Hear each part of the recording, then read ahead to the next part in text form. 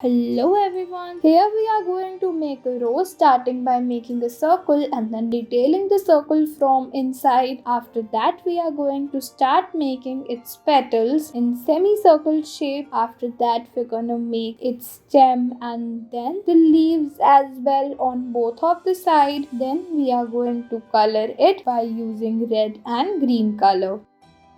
Next, we are using a coin for making the face of our rabbit. Then we're gonna draw the long ears and then the body as well as tail and the leg. After that, we are going to draw the features of the face like eyes, nose and the teeth. Next, we're gonna start by making some roses by using red sketch pen. Then we're gonna draw their stem and then tie them together as one with the help of this brown or yellow sketch pen for the ribbon.